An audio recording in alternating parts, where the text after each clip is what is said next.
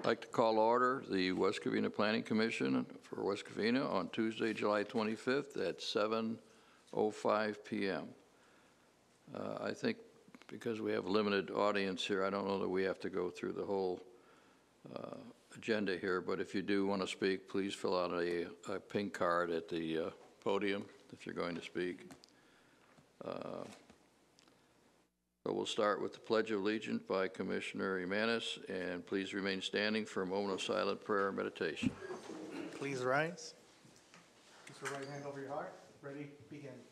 I pledge allegiance to the flag of the United States of America and to the republic for which it stands, one nation, under God, indivisible, with liberty and justice for all.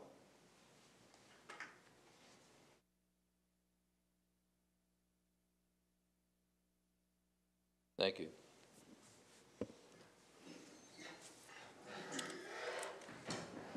We have roll call, please.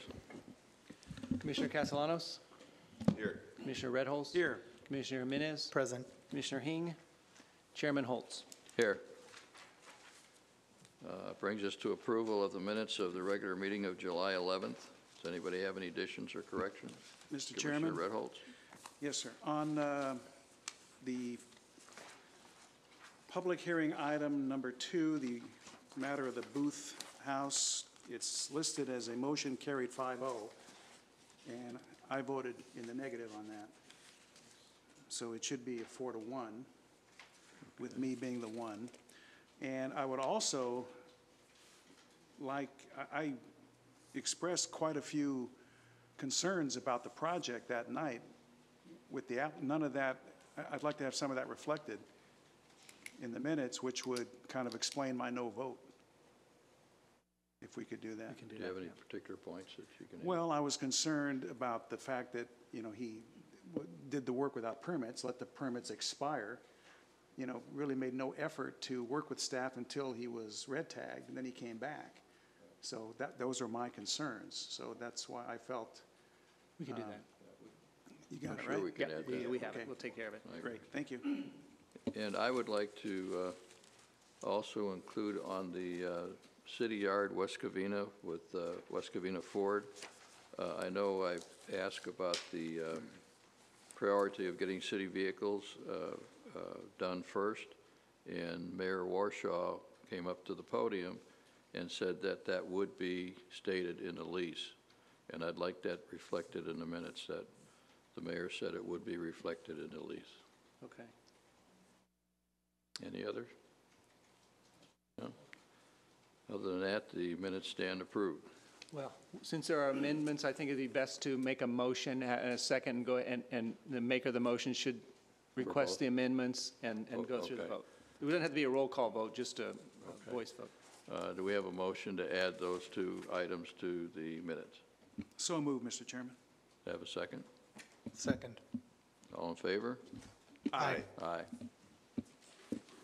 Thank you. Brings us to oral communications. Does anybody want to speak on oral communications on anything that's not on the agenda? Please come forward. If not, we'll close it and go to public hearings. Item number 2, conditional use permit number 17-11, categorical exemption, applicant Edwards Movie Theater. Location 1200 Lakes Drive, request for a conditional use permit to allow the on-site consumption of general alcoholic beverages, type 47 license, in an existing movie theater known as Edwards Movie Theater. The theater is located within 88,241 square foot theater building in the West Covina Lakes District. May we have a staff report, please? Yes, our planning intern, Renee Aguilar, will be presenting that report.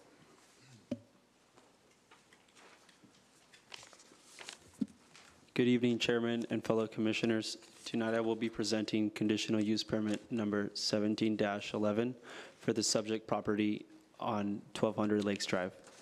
The applicant is requesting a conditional use permit to allow for the sale of beer, wine, distilled spirits for on-site consumption at the Edwards West Covina Stadium located at the West Covina Lakes District. If we look at the PowerPoint, we have an existing site plan of the movie theater.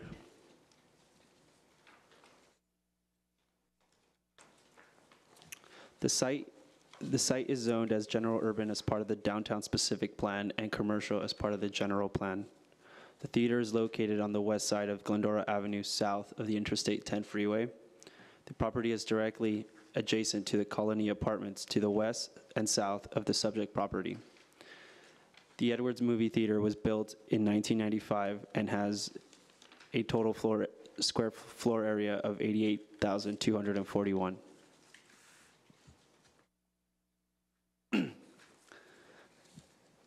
The movie theater features 18 screen rooms and operates Monday through Sunday from 11 a.m. to 11 p.m. The applicant has provided an alcohol control plan, and in that alcohol control plan, it includes practice measures for the sale of alcohol that describe on-site manager on premises at all times, identification practices, limit 1 container per person, auditorium monitoring, and staff training. This is the floor plan, and the applicant has indicated that the alcohol will be served at the main concession stand. That's the concession stand there.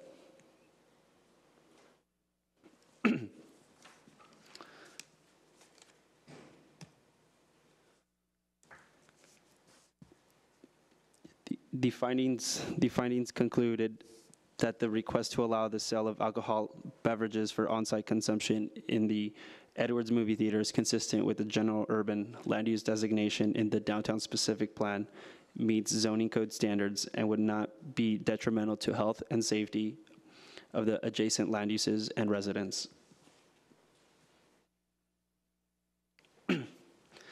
The request was noted via mail copies, website, and newspaper, and no concerns were received.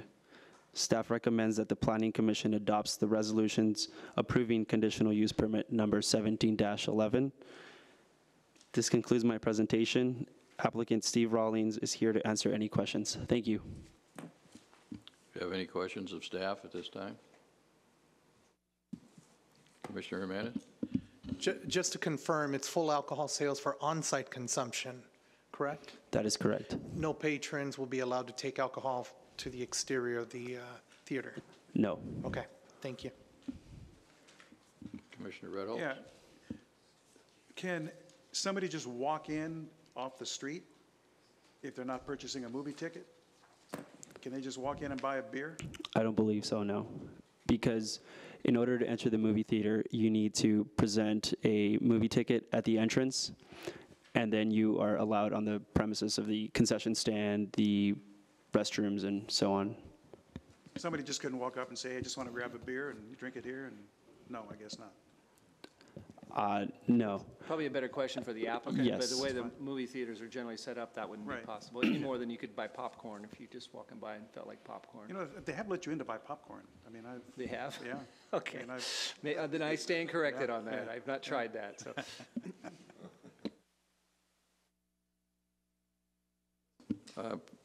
Point of clarification, on page, where the heck is it? Page 3, findings.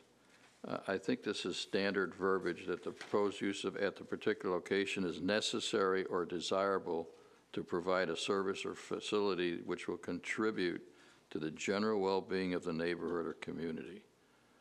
Is that a standard phrase? That is a standard phrase that we have used for findings. If the Planning Commission wishes to strike that or modify that, we certainly can.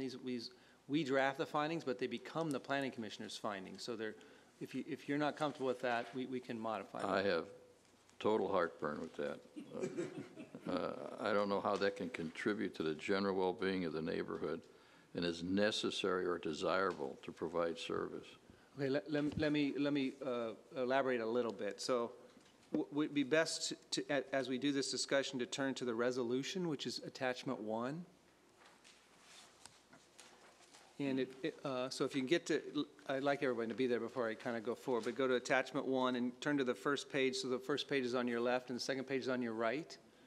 So if you sort of go down to the bottom of the page, there's a number 3. that says findings necessary for approval of a conditional use permit are as follows. These are required findings that the Planning Commission has to make to approve a conditional use permit per the municipal code. And so number one, we can change the wording, but we can't change that finding. You have to make that finding. The finding says that the proposed use at the particular location is necessary or desirable to provide a service or facility that will contribute to the well-being of the neighborhood or community. So we could change the wording around to some degree, but that's the finding we have to make. So it may be something we can think about and maybe try to craft something understanding your concerns. Perhaps we go forward, and then if we find that you're in favor of approving it, we can have a discussion about crafting a finding that you're comfortable with. I'd like to ask my fellow commissioners if they share my concern or if it doesn't bother them. Well, I think from my seat, I think we should ask the applicant their rationale for doing this. I think that the finding might be able to be made based on how that impacts fun and enjoyment by people wanting to go to that movie theater or something along those lines. I think I'd like to hear from the applicant if this is something necessary based on consumer demand. Has it been brought up through, recommendation cards, or is our movie theater being visited less frequently because people would be likely to travel to a different one that offers more services?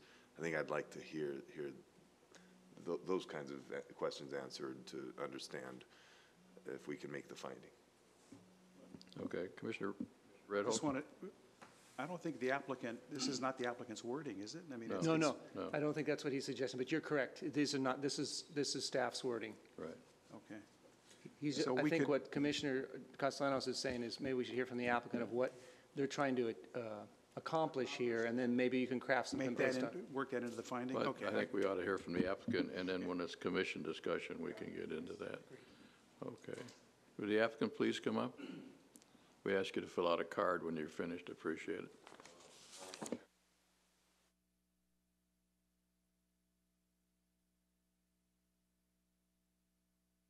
It's Edwards Theaters, as well as Regal Theaters and United Artists and several other brands that aren't so much in the state of California. I do have a couple of, I did have a handout, and I kind of wanted to walk you through that, and maybe we could kind of address some of what the program's all about.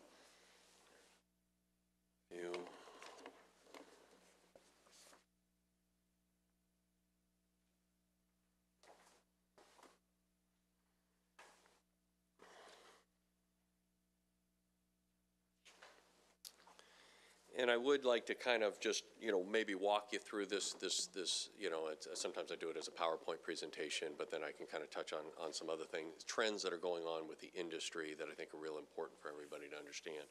First of all, just talking about Regal, one of the largest operators of movie theaters across the country, and, lots of attendees, lots of screens. Currently, we have 150 locations throughout the United States, approximately 20 in the state of California that are operating, that are similar types of theaters to the one that's in your community, that have alcoholic beverages for sale. We have worked with ABC. Back in 2012, the state alcohol beverage control started actually licensing movie theaters. They started it back actually in 2007 on a pilot program, and then they observed it for a number of years, and then in 2012 they went ahead and modified their rules a little bit that then would make it allowable in more of your suburbia type of movie theaters, for lack of a better description of this. Not so much, when you get into places like downtown San Francisco, downtown Los Angeles, it's a little bit different type of theater market, but when we get out into, the suburbs and you have movie theaters like this, I happen to live down in the Temecula area, and we have a very similar type of theater. ABC went ahead and changed the rules that then would allow theater companies to be able to do that. But there are some, parameters that ABC places on movie theater companies in order to be able to sell alcohol, and the theater companies have all devised their own internal alcohol control plan, because the bottom line is we're not looking to change the character of our movie theaters at all. We're simply trying to enhance the experience.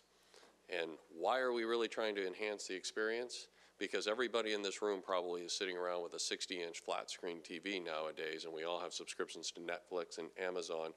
And if you have a college kid at home, you can crack your Fire Stick and you can watch movies that are playing right in the movie theaters tonight. And that's a reality of the situation. So what the movie theaters have done is they have been investing kind of in themselves. They've been doing more and more better food items. They've been adding the availability to being able to have a glass of wine while you're watching your movie. And we're just simply trying to enhance the experience, because again, we're asking you to pay $12, $13, $14, $15, per ticket to do to come out to the movie theaters. And so the offering of beer and wine is still directed toward our core customers. We're not looking to change the character and make these into any kind of bars or anything like that. It's simply to say, hey, instead of you sitting on your own sofa watching the movie on your flat screen, enjoying a glass of wine or whatever beverage that you might want to enjoy, come on out to the movie theaters and you'd still be able to have that experience. So that's what's really the driving force there. It is really the home theater market. And right now in California, every major movie theater chain, AMC, obviously Edwards and Regal, Century Movie Theaters, they also operate Cinemark, are going through and doing introducing the same types of programs. In the state of California, there's approximately 100 movie theater locations that are similar in nature to the one here in West Covina that are actively selling, beer and wine. There's several in the city of Brea. I know that our theater in Ontario, the one at the Ontario Mills, is serving. We have a location down in Southgate, and so, just about every movie theater in California, company, I should say, is looking to introduce this to their movie theaters. And again, it's not anything other than to add a luxury amenity to people that are, that are our core customers, to keep them coming out. So with that, we've also adopted an alcohol control plan to make sure that it is exactly that. When you come to order it, the people that are purchasing the drink, they both need to be there. My wife can't sit in the auditorium and I can come out and say, can I have two? No, she has to be with me so that we're doing the ID checks. We prefer the activity to be at the concession stand. I have more management staff there. It's very, very well lit, and we can go through the protocol of checking identifications thoroughly. We can observe you to make sure we're not over-serving people. No, you're not able to get a drink unless you do have a movie ticket.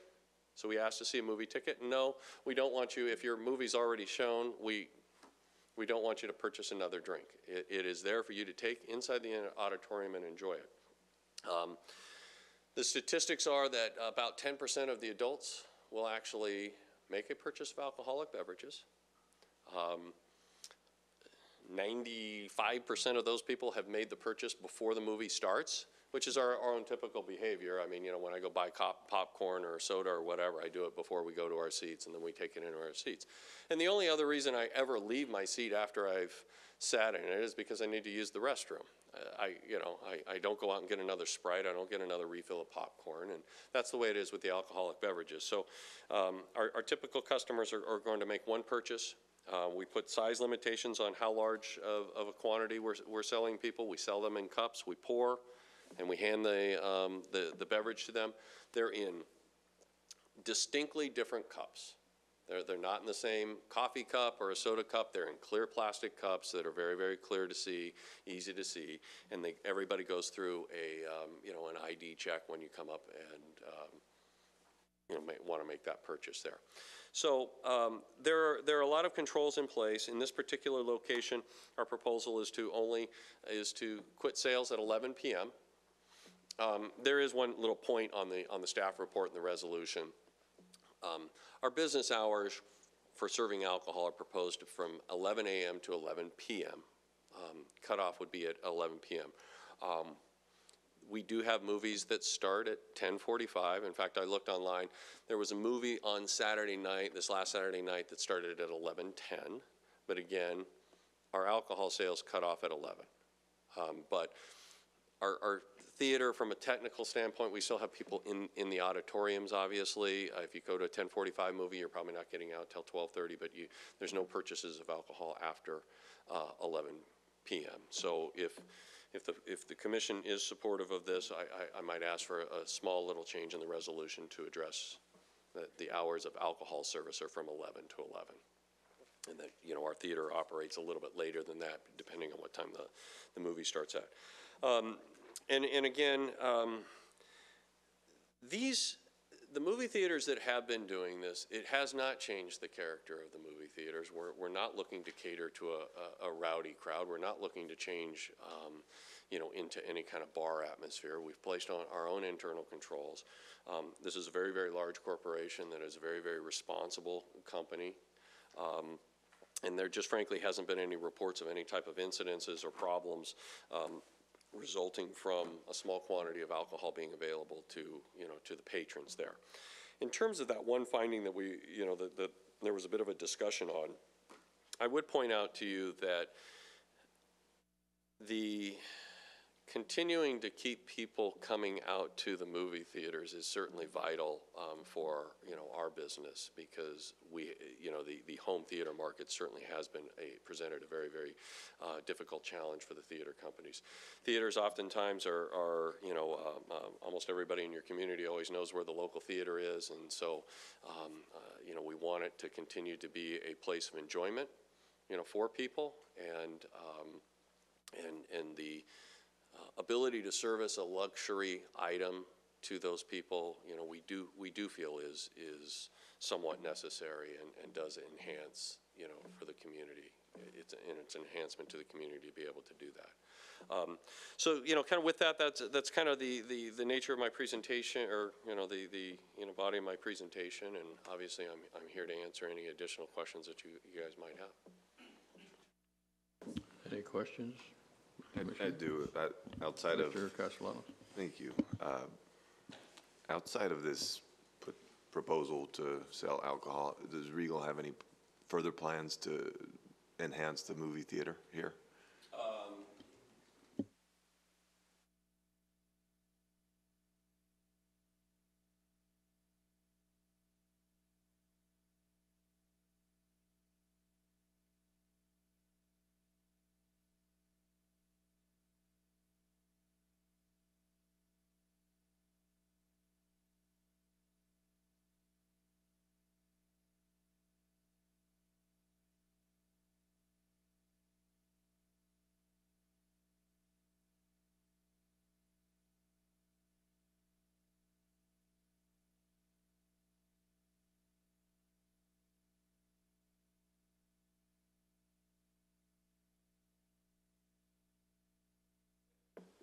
Commissioner Reynolds? Yeah, thank you. Can you kind of quantify how has attendance been impacted in those theaters that have offered the alcoholic beverages? Significant increase in attendance, or a little bit, or? It has helped us maintain the audience levels, is probably the better way to approach that.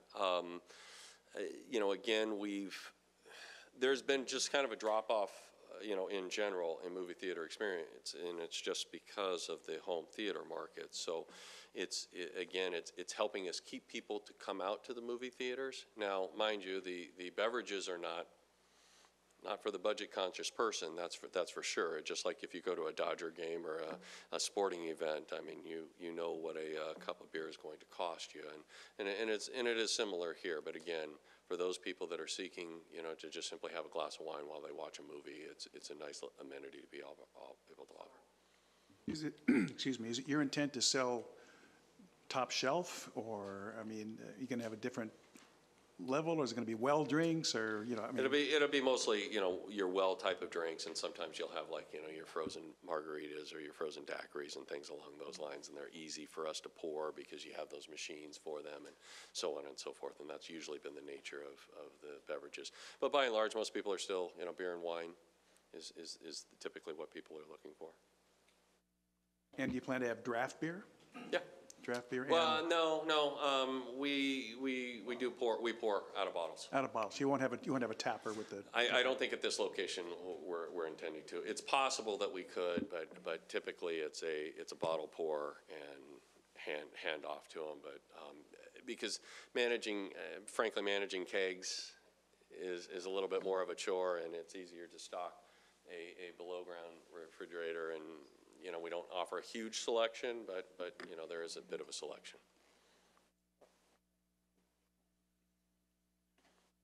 Commissioner Hernandez? Steve, during your testimony, I believe I heard you say beer and wine, but the application will allow you to do distilled spirits as well, correct? That is correct. Yes. Okay. Talk to me a little bit, are there any plans either as part of this proposal or in the future for happy hour promotions? That is, you buy a ticket, either you have a happy hour promotion, one, or two, maybe a special that would encourage patrons to buy a ticket if it came with some sort of voucher for an affordable drink per se. I know that we have never participated in any type of program like that. That's not at all the intention of being able to serve alcohol whatsoever. Okay. And if it pleases the commission to put a condition in saying no happy hour specials, we're perfectly fine with that. Okay. Is food mandatory for me to buy the alcohol? So you will not sell a drink? Food has to be available. We have to have food service. Okay. I'm sorry, I spoke a little too fast. Fair enough. Okay, so I can buy the drink, but I don't necessarily have to buy the bag of popcorn or the meal. Correct. Or the hot. But I have to have that available for people. Okay. Advertising, will you be advertising the sale of alcohol on the property? I have not seen Regal or any of the other movie theater chains advertise the availability of alcohol. And again, if it pleases the commission to make sure that we don't have posters in our windows, we're more than amenable to that. Any outdoor or potential for outdoor seating for alcohol consumption? I know the ArcLight in Pasadena, I believe they have an outdoor drinking area as part of their setup. I don't think so at this time. And again, that might be something in the future that the theater company might speak to the landlord about. But at this point in time, none of our theaters have placed any type of seating out there. Again, we're not trying to encourage people to necessarily sit around in the lobby and drink. It's more or less take it in your movie theater. When your movie's over, there's other establishments you can go to. And then just my final question. I believe you made reference to a condition related to business operating hours. I don't see them as part of the conditions of approval, but I do see them as part of the findings. Is this correct? Yeah, that's correct. It was finding number 2, and then I believe there was actually a condition. Maybe I might be incorrect. Yeah, I think it was just on the finding. I just wanted to add the clarification that our intention was to sell from 11 to 11, but the theater is technically still open beyond 11 o'clock because the movies are still going on. Okay. I may have a redirect for staff on that, so that's it. Thank you. Certainly. Commissioner Red Oaks? I'm just noting, kind of just picking up what Commissioner Jimenez said, on your alcohol control plan, it does say there will be no sales or service of alcohol shots or 2-for-1 drink specials. So it looks like you're addressing it within the plan itself. Correct. Now, if we adopt this and that adopts the plan, is that part of our conditions, or do we need to add that particular condition? So if you go to page 4 and 5 of the resolution, you'll see that we did add some of the conditions that seem to apply as conditions. But it may be some, we didn't necessarily add them all, so there may be some that you think we should have put in there that we did not. Which number were you looking at of the control plan?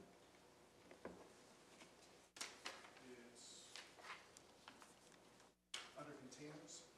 That was number 7.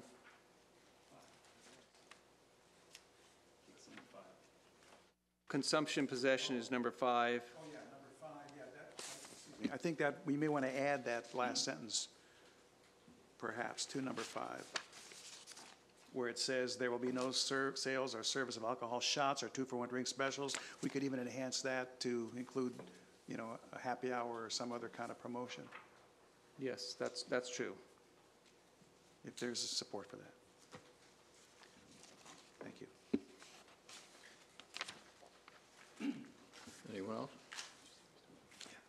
Question for you. I think you said that when you looked at the selling of alcohol, that it was better to have it out in a suburban area rather than a downtown area. No, I didn't refer to it as better. I was saying that in 2012, the ABC,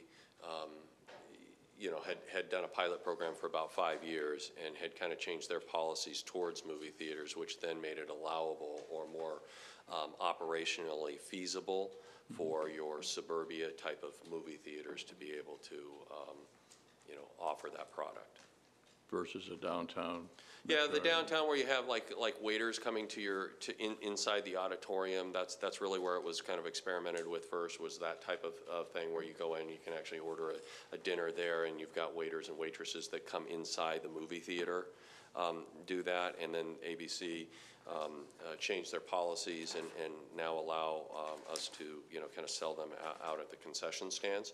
You're still able to go use a server, but most of your, suburbia type of movie theaters are not set up to have in-theater service. And frankly, I feel that that's a better control plan, is to physically make people leave their seat and come out so that we can observe them and do a clear ID check. And then have them return rather than a waiter or waitress going in there. It interrupts the movie experience a little bit, and it's a little harder to do ID checks and a little harder to observe the condition of the individual. Explain to me how you're going to control only one drink per person. How are you going to manage that? It's per time that you come up there. So if I walked up and said I would like 2 beers, my wife's in the auditorium. No, that's not what I'm talking about. I'm talking about Okay. you coming up for a beer. Let's say when you first walk in, you go into your seat, you drink it, you come back out and get another one. We do allow people to come back out and consume a second one. Okay, so you're, So if it's not clear, it's every time you come up there, you're only allowed to get one. I can't come in with 2. I can't leave with 2. that's not what I guess is I didn't understand. I thought they were only limited to one drink per movie or whatever it is. No, statistically speaking, most of the people are only going to consume one because they're going to purchase it. Sometimes we might get somebody that leaves the auditorium and purchases a second, but in our other locations, you can come back in and order a See, second that's beer. my concern, how you control it. I'm not concerned about the person that has one. It's the person that comes out and gets another one and another one. And in our theaters, I will have to tell you, I go to both Edwards and AMC and all that. A lot of times there's a lot of gangs that hang out in there too. And I know they have security, but just serving alcohol, I just think throws fire on, fuel on the fire. I don't know. And now you're telling me that the person can come out and get more than one drink during the theater. We have, in the other locations, and I'm just speaking from our experience on the other locations, we don't have people very often come out for a second drink, but our employees are trained to, do the regular observations that you're supposed to do. I mean, technically, you're not allowed to serve somebody that is displaying, behavior that would indicate that they are drunk. That is a violation of ABC code, and not as only the business that's responsible for it, but the individual server is. How old are your servers going to be? They all have to be over the age of 21 years of age. Okay. And the people that monitor all of our auditoriums are over the age of 21. And again, we have extra additional, management staff that is up in the concession area, and so that helps us control it very well also. Can you give me an idea of the range of price of beer and wine? $6 to $10. That's self-limiting right there, actually. I mean, as I said, I drew the example of if you go to a Dodger game and go buy a beer, and you're going to be spending that kind of money. So basically, you're doing this for making a profit, certainly, additional profit. You're not doing this just for the kindness of your heart. We're doing it to meet a lot of the customer demand. We have a lot of people that would like to be able to have an alcoholic beverage while they watch a movie How do you like know they do at their people home. want an alcoholic beverage? Where do you get that information that people say, gee, I really want to drink when I'm at the theater? Mostly it's just, through industry research about, consumer demands and consumer trends.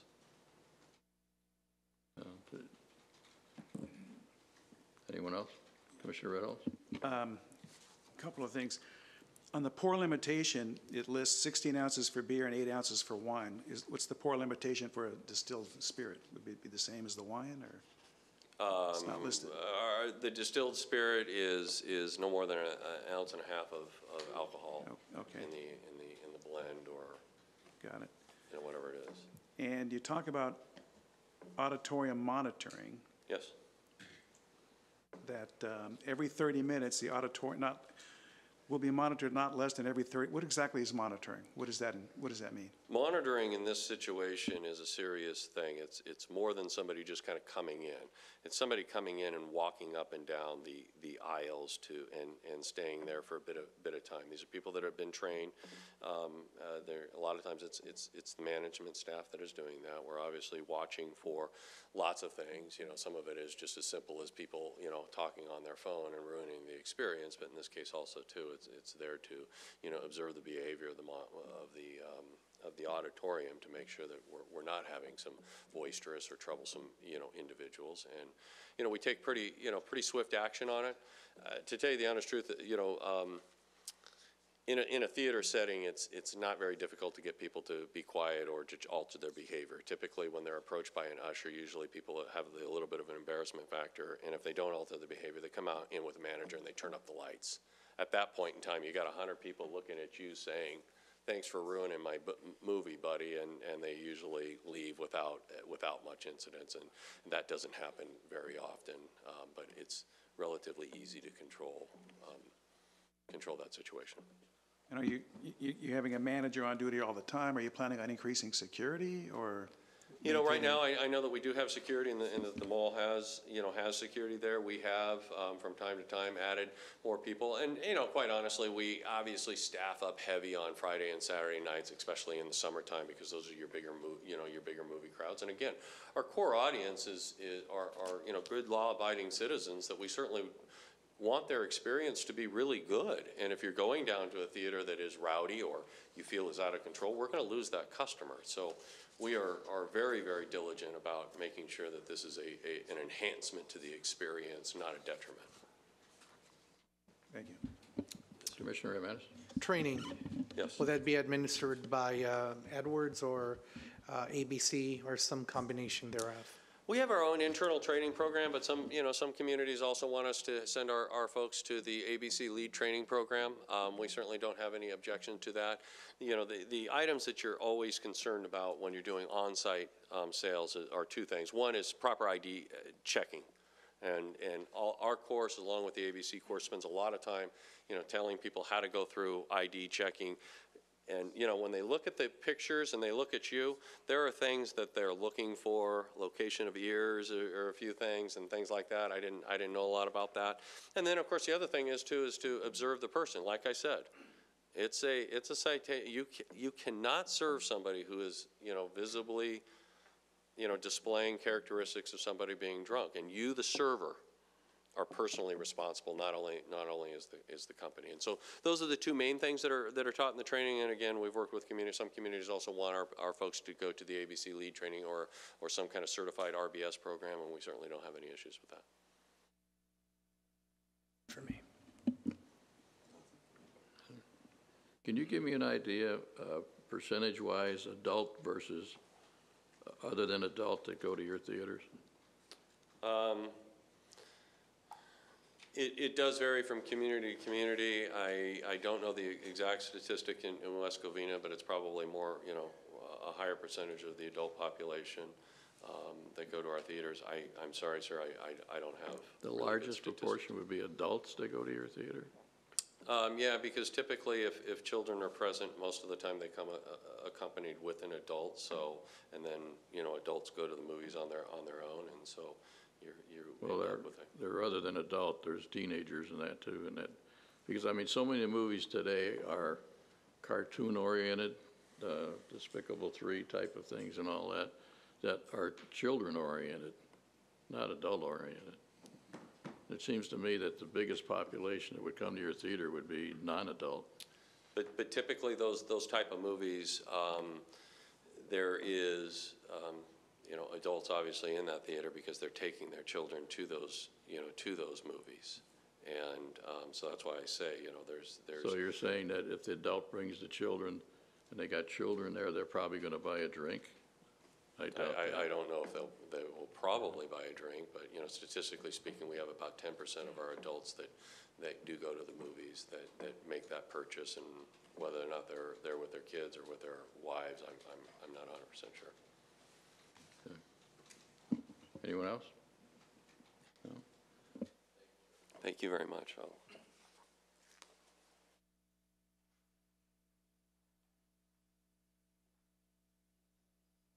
Anyone else want to speak in favor of the project? Anyone want to speak against the project? Please come forward.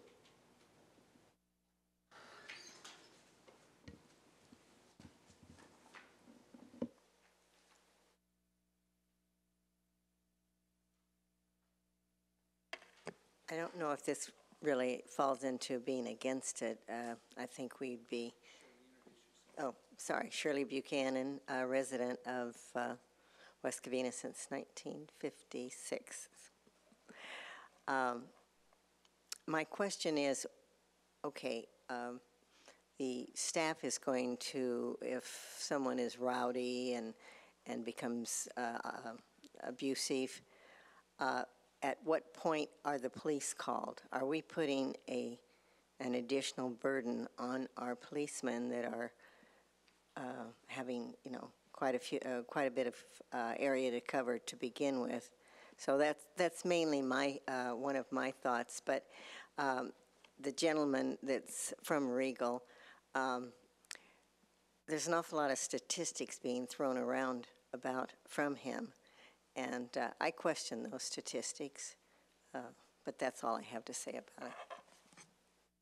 Thank you, Mr. Buchanan.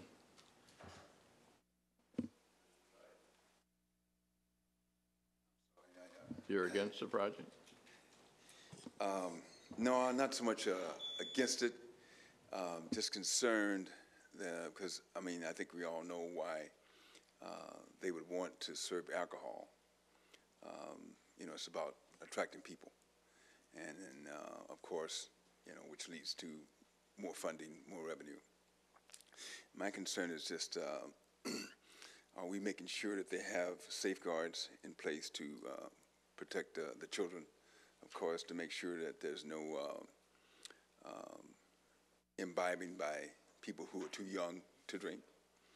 And okay, yeah, so I apologize. I had another meeting to go to, and I wasn't going to show up because I figured, you guys would be done by the time I got here.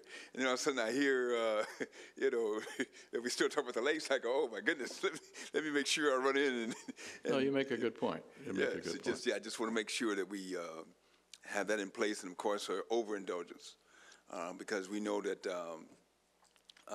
restaurants and so forth, bars, people overindulge and take off driving, and they kill people and do all kind of bad things.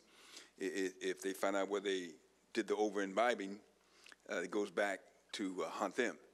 And so the idea is an ounce of prevention is worth a pound of cure. So thank you very much for listening to me. Just want to make sure we put those things in place. Thank you. Thank you very much. Anyone else?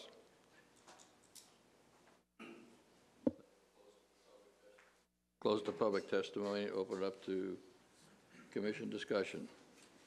Perhaps before you have a commission discussion, I could suggest a few things. I want to kind of clear up some of the confusion I might have caused when I was trying to be helpful for Commissioner Redholz.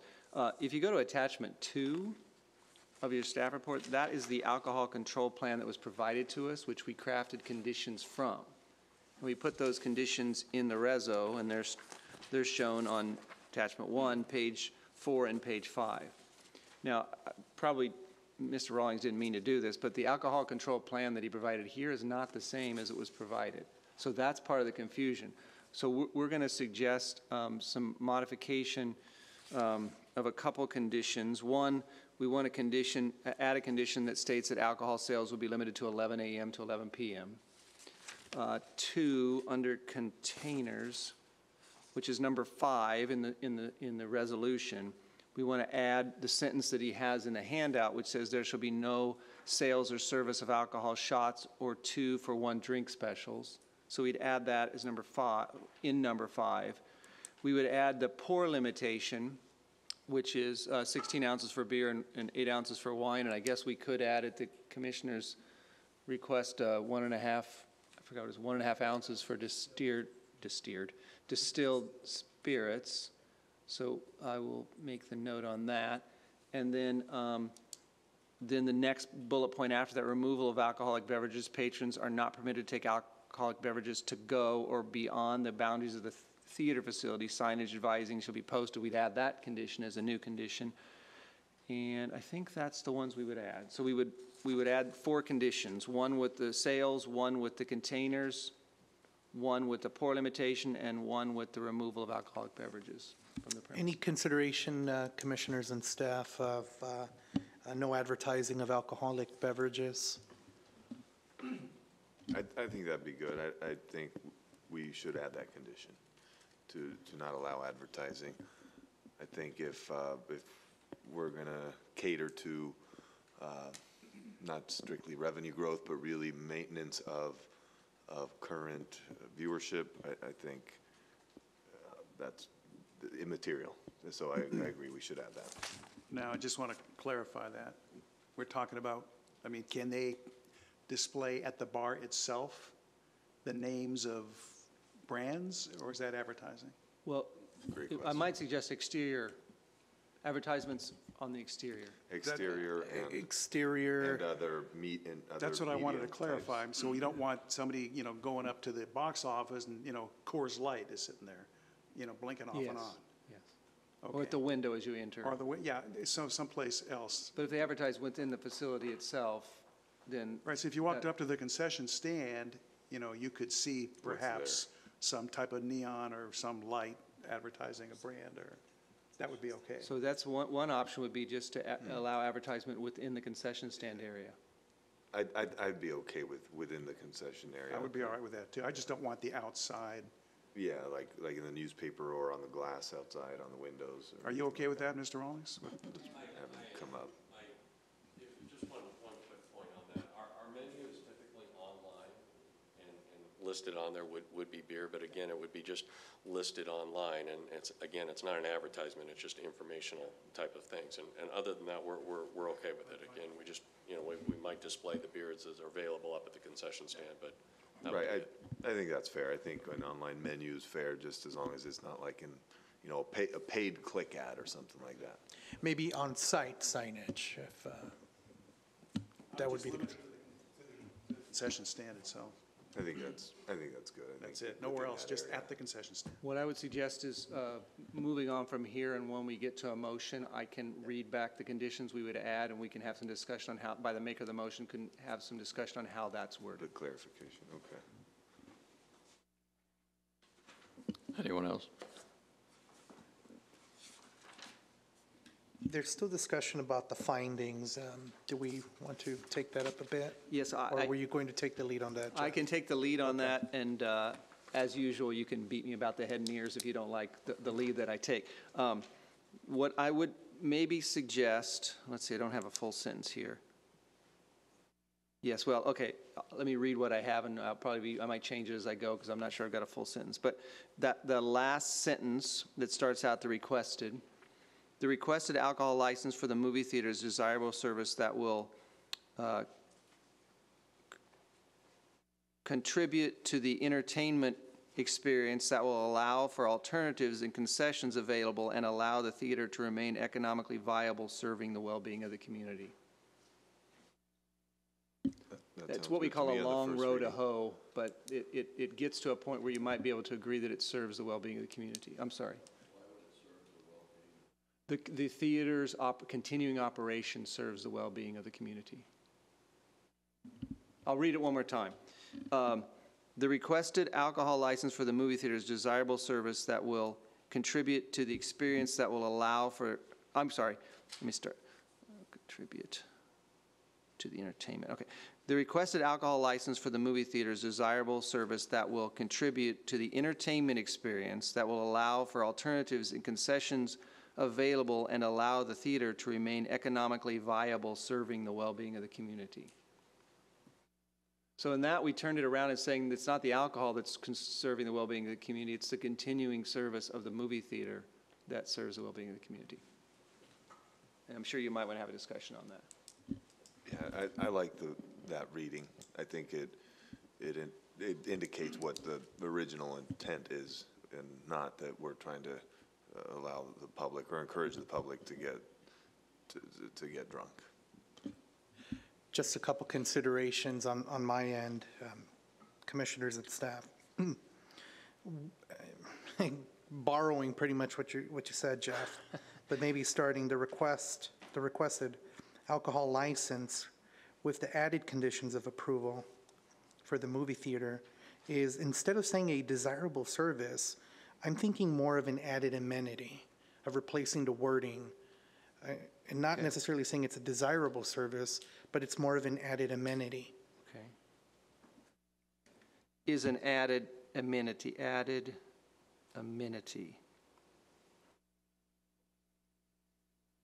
And I can try reading that all again, if you'd like me to. Please. Okay. This is called wordsmithing. The requested alcohol license with the added conditions of approval for the movie theater is an added amenity that will contribute to the experience, that will allow for alternative. I keep missing a part because it's written in a different, because it's all scratched out. Let me start one more time and see if I can get there. The requested alcohol license with the added conditions of approval for the movie theater is an added amenity that will contribute to the experience, that will allow for alternatives in concessions available and allow the theater to remain economically viable, serving the well-being of the community.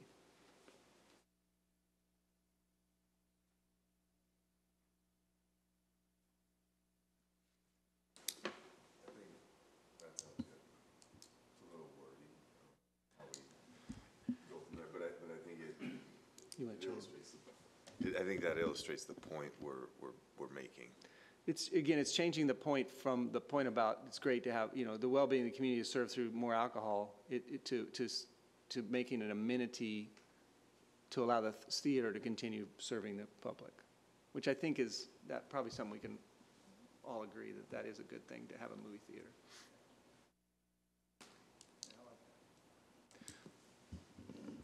I just don't know why having a drink would add to the enjoyment of the theater or the movie. I just have a problem with that. I really do. And I don't think there's anybody that's not going to go to the movie because they can't get a drink. I mean, that's just my input. I mean, I drink. I think all of us here drink, but I don't think I'm not going to go see a movie because I can't get a drink there. And I don't think it's going to add to the enjoyment of the movie if I do have a drink there. I'm either going to like the movie or I'm not going to. If it's a bad movie, you might want to get a little liquored up. That's just my feeling. That's my input. You make a good point, and I agree with you. But I think that some people probably see that as, for whatever reason, as a benefit that would make them decide to leave the house. But yeah, that's maybe. I mean, I agree with you. That's not my deciding factor, but for some people it might be. And I think that would be such a small percentage that I don't know if it'd be worthwhile to the movie theater. I mean, that's, again, Commissioner Reynolds? Well, are we in discussion now? So we can, okay. Let me just say that, Mr. Rawlings made a very good point when I asked him if he could quantify the impact. And, he could have thrown out some, statistic that it's increased here, it's increased there. But basically, it's trying to maintain the customer base they have, because they're in a very competitive arena right now. There's lots of different ways for people to be entertained without leaving their house.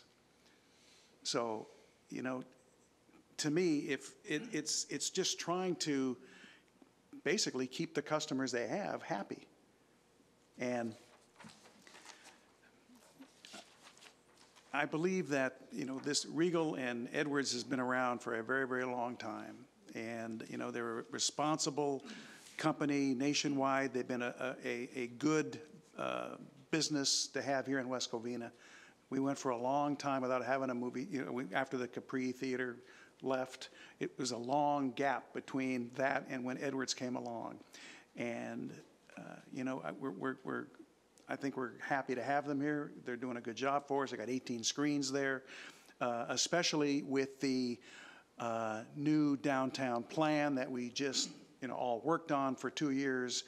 And as we go forward with the upgrades and development over there, I think we need to kind of be out in front of this. And, you know, I have all the confidence in the world in this company's ability to operate that, continue to operate it well, and monitor the sales there. You know, I don't think you're going to see people, you know, lining up like they would at, you know, Dodger Stadium or someplace else to get beer, you know, 40, 50 deep to get a beer. I think the price points themselves are going to be self-limiting because, you know, you're spending a lot of money for a ticket, number one, to get in. You're spending a lot of money for a bucket of popcorn. A soda ain't cheap. You know, there ain't a whole lot inexpensive about going to a movie theater. So, you know, I don't think they're going to be lining up, you know, for $10 or $12 drinks after the first one, perhaps. But, you know, with the conditions that we've laid out and kicked around and tossed around, I'm comfortable with all those conditions. So, you know, I'm prepared to go forward. I'm prepared to make a motion to approve. Yeah, I agree with everything you said, except I just can't see that it's going to make that kind of a economic difference or people's decision whether they're going to go or not because they can buy a drink. That's where I'm coming from. I think the conditions and all that are great. But and I don't disagree with what you're saying. I don't think it's going to be that big of a deal. Right. You know, but and I agree with what the applicant said, was that they're not looking to, you know, add on. They're trying to just maintain. And that's just it's just another way to get somebody to get out of the house that may or may not, well, you know what, we can stay home and watch, but you know, we can get a drink at the theater now. It just might change somebody's mind that would go out and spend a couple of bucks at the theater. I just don't think it'll make a difference. I really don't. You know, from this seat, I agree, it's more of a maintain. I would love to say that you're being forward and progressive, and don't take this the wrong way, but, you know, this is something that's been done already. It sounds like about 4+ years, and ABC already bought off on the concept of allowing ancillary sales of alcohol at the theater. So it's not like we're crossing a new threshold at the moment. And, you know, to expand maybe on the word maintain, it's trying to retain or give an option to our residents to stay here and not have to go to like an arc light out in Pasadena and leave their tax dollars there, where they can leave them here. And yes, you would have to, especially with me, with 2 kids, I'm sorry. By the time I pay for admission, I'm lucky if I'm going to be able to afford some of the low shelf stuff there. So yeah, there's, I think, a heavy commitment to just going to the theater and experiencing the theater experience. And if someone wants to then drink, I don't think you're going to go crazy there as you would at a bar that has happy hour promotions. I think you just maybe want something, again, I keep using the word complimentary to the theater experience, whether that be with your popcorn, your hot dog, just a complimentary drink. We're not going there just for the sole purpose of drinking. That's it. I think there's a big expense for the theaters just to put this type of bar or whatever you want and stock it and all that, maintain it with the manager, maintain it with the people that are going to work the bar and all that. And I'm hard pressed to think, you know, that they're even going to break even on it. I don't know that it's so much going to attract people just because they can get a drink that's going to make that big a difference. I mean, that's where I'm having a hard time. And if I may, that's not really our worry. It's their worry. I understand that. Yeah. You know, I mean, if it doesn't work, they'll stop it. But, you know. Well, we've got a lot of valid points, but I think Herb had a comment that he was willing to make motion for it with everything we've discussed as far as the conditions. And with those conditions, I'm comfortable with seconding that motion. If, how do we Okay, go we about have it? a first and a second. Herbert, you want to make, you said you were prepared, but you probably need to make the motion. I will make the motion to which I alluded to a few moments ago that my colleague has seconded. And I'm going to add the things that to amend. Yes. So you're amending the finding, finding A, and then you would be amending conditions to modify H5, which is the container condition. We'd be adding the pour limitation condition. We'd be adding the removal of alcoholic beverages, people from the premises, that condition. We'd be adding a condition that ABC sales are allowed between 11 a.m. and 11 p.m. And we'll be adding condition that no advertising of alcoholic beverages is allowed except for within the concession stand. That is indeed my motion. And because I like to talk so much, I'll give you the resolution number. It's 17-5874. So moved. We have a first and a second in resolution number 17-5874. Can we have a roll call, please? Yes, Commissioner Castellanos. Yes. I'm writing. Commissioner Redholz. Aye. Commissioner Jimenez. Yes. Chairman Holtz. No. Passes 3-1.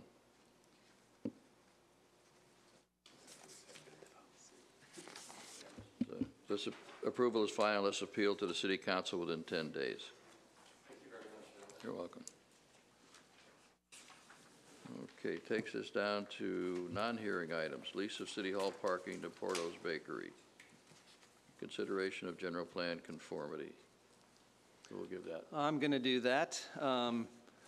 You're used to this because we just did it last meeting with the auto shop at the yard. So this is a similar situation. The city is working on a lease with Porto's Bakery, who is planning on constructing and then operating a bakery just here across Sunset, very close proximity to the parking structure here at the Civic Center that's owned and used by City Hall patrons. The city is working with them to lease parking spaces for employees of Porto's to free up spaces on site to allow for more customers. This is all kind of early on for you. We don't have, the lease is still being worked on, but I can give you some of the points of the lease. But also, as you're aware, you haven't approved Porto's yet, so you haven't seen that plan. I can give you a couple specifications. There's 138 parking spaces that are right now proposed on the Porto's site. I think all indications from the news media is that will not be enough, at least at the beginning, and maybe not for some time. So there's going to be some overflow issues. There are parking spaces on the street that will accomplish some of that, but I think the thought is that if the Porto's can get their employees off-site, then they would clear up spaces, maybe 40 or 50 spaces that will be available for customers on-site, and will be helpful, maybe solve the problem. Some of that's hard to tell until they actually open the door. The lease is going to address the following issues: the lease of parking spaces from the city at the Civic Center, the use of parking spaces only during hours and or days City Hall is closed, so that's after 5:30 p.m. in the evenings, Monday through Thursday, and then Friday, Saturday, and Sunday. Leased parking spaces would be for Porto's employees parking only, and it'd be a one-year lease with options continuing from year to year. So the question is, after a year, is there a need for that? And there'll be some communication with the city, and then indemnifying the city of any potential problems that might occur with cars there that are the employees parking. The parking lease is currently being prepared, and the City Council is scheduled to review that at the August 15th City Council meeting. So our job then your job tonight is to make a finding on that it's in conformance with the general plan.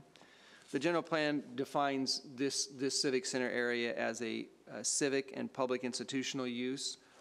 The proposal, what we're talking about, is not to modify that use. The use would still stay in that same vein. There's no construction, there's no changes to the parking lot. It'd just be available to be used at a time when the parking is not used. So there's really no conflict with the general plan designation or anything in the general plan. We have some policies, some from prosperous community, improve connections from the mall to surrounding areas, creating strong connections to both Glendora and the Civic Center from the mall. So those ideas, this is part of that, create some connection that allows, and some pedestrian movement from one side of the street to another, which increases the amount of interest, hopefully, on the street. Target employment-based uses downtown, which is clearly what this is. We may not think of it in that way, and I don't remember if we have the number of employees that it's probably well over 100 employees that they would be hiring. 150 employees that they're, so it is an employment generator. It's not like we think of it maybe as a restaurant, which would have employees, but not that many. But this is a commercial bakery and a restaurant and coffee shop and some other uses that are in there. So it's got quite a few employees. So it is an economic or employment generator. And then in the last policy under our well-planned community, direct new growth to downtown and adapt economically underutilized and blighted buildings. I'm not sure we define this as blighted, but it definitely is an underutilized building at the time. So I think it fits all those general plan policies, and it definitely falls in line with the general plan land use designation. So those are the reasons we have before you to make the determination that it is consistent with the general plan. In terms of the CEQA determination, we have used an approach that is well, I think the common name, the technical name is belts and suspenders approach, where you don't really need to wear both of those, but you do just in case something goes wrong. I like to call it the spaghetti on the wall. You throw it at the wall and see what sticks.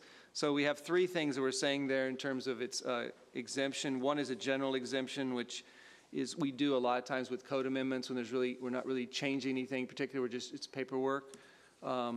We also have the existing facilities, which basically is saying that there's an existing facility now. It's going to be used in maybe a different manner, but it's not changing the physical arrangement. And then lastly, the lease of a city-owned parking facility, leasing, and that was something that we had talked about last time that maybe was a possibility. So those three are included in the resolution that's before you tonight for the CEQA determination, and that concludes my presentation. Happy to answer any questions. Do we have to concern ourselves as to where they're going to park in the parking structure and how many spaces they're going to have? Well, oh, I thought I had that number in there. I guess I don't have the number. I don't have that information right now, so that may be still something they're working out. The discussion has been on the top deck of the parking structure and understanding that the whole parking structure isn't the city's, part of it's the county's. So it's the most northerly section of that would be what I believe that we have the capability to lease. So they're going to park where the county section or? No, the city's section on the northerly section. Not the county. I don't believe that. We don't have anybody. The lease is still being worked out, so I can't answer the details. So we don't have to worry about that. You're not approving that. Okay. How many and where, we don't have to worry about it. No, you're just approving that it's the CEQA process or determination, and that it conforms with the general plan. Okay. And there is a resolution here, and I'll go ahead and give you the number. You need a motion and a second and a vote, and the resolution number would be 17-5875. Do we have a motion? Mr. Chairman, I'll move for approval. Do we have a second? I will second that. I do We think. have a motion and a second. Resolution number 17-5875. Can we have a roll call, please? Commissioner Castellanos. Yes. Commissioner Redholz. Aye. Commissioner Jimenez. Yes. Chairman Holtz. Yes. Passes 5-0. 4-0. Okay, that takes us to continuation of oral communications. Does anyone want to speak on oral communications at this time? What is this? Oh, this is the other thing. Takes us to commission reports and comments. Any commission reports, comments at this time? I do have a comment that. Commissioner and the- Castellanos. Thank you, Chairman Holtz. I do have good news to report that I saw right off the 10 in Azusa. Tacos El Gavilan started the framing. So that's coming. Can smell the tacos. That's the good news I wanted to share. Yeah, I made a comment earlier that Microphone. it's on, isn't it? Yeah. That they're already working on the Del Taco that we approved. You know, they took down the Dorina Stitzel, and I was saying, I think the Del Taco is going to be open before the Riros burrito place is. So that's coming, you know, so, you know, I think as Commissioner Castellano was saying, if you drive by that 10 and Azusa, when that building is up, that's going to really be visible, big time. People still think it's a Carol's because their sign is still there. It might help them if they maybe would think about either removing it. I hope they're not planning on using it, but, you know, It tells me there's a nonconformity there. yeah, people, That's a you know, say, oh, is that, benefit, right? if you go on Facebook, people think it's, oh, Carol's is putting a new building. Yeah, not really, you know, but anyway, you're right, that's good. Anyone else? Okay. Planning Director's report? So I did hand out, oh, I'm sorry. The forthcoming is here for you, your perusal tonight. We do have items for both the 8th and the 22nd of August, so it'll be, especially the second meeting, it looks like it's going to be a fairly busy meeting. So just keep that in mind. We have a project status report reporting on process of some of the applications that have been approved, construction, both Del Taco and Gavilan are on there, so you can see where those are at if you haven't driven by. And then I did hand out the flyer, which I had emailed to everyone about the active transportation plan open house tomorrow night, which you're invited and encouraged to attend, but it's an open house. There's not, you know, if you can't be there at 6:30 but you want to go, just come when you can. If you can be there at 6:30 but you got to leave by 7, that's fine. It's an open house. It's not, there's no presentation. It's not meant to be like that. It's, Are there vendors there or people talking there? well, we have a consultant, and the consultant will be there. They've got some information. They're providing information, and there'll be different stations to go around and look at. And they'll be providing information and looking for feedback and input. So it's really for the community to provide input and get information. So it's a two-way flow of information. And you did say August 22nd is the meeting. There's a meeting on August 22nd. There's a meeting on August 8th. We have items for August 8th, and we do have several items for August 22nd. City Council action? City Council, no, I don't think I have anything to report. They're not meeting next week because of National Night Out. that, thank you, National Night Out. So, and there was nothing to report from the last meeting. Is that going to be just in the mall? It's not going to be in the neighborhoods this year? Oh, no, it's the same as any other year. You're saying yes? No, it's in the neighborhoods. Yes, Yeah, it's in the the neighborhood. same But thing. it's going to start in the mall? There's a kickoff at the mall at Right. 5 o'clock or something like that, and then there's several area locations. Okay. There's one at Shadow Oak Park. Yeah, because when I read that, it almost sounded like they were just going to do it there and not out in the neighborhood. No, that kicks it off, and then from Okay. there, they'll fan out to wherever they want to go. I mean, you know, Vicki Shelliga has it every year at her house. And I then think the neighborhood watch programs have it at their yeah, houses. Shadow Oak Park, what's her name, Lola Lola has a Finley. big one there at Shadow Oak Park, right, Mr. Sykes? That would be Tracy Benjamin from Peggy Paulina, their neighborhood watch, they're the spirit. Okay. So it would be Tracy Benjamin. So, yeah, there are other activities. It's not, it's basically neighborhood by neighborhood. That's all I have to report.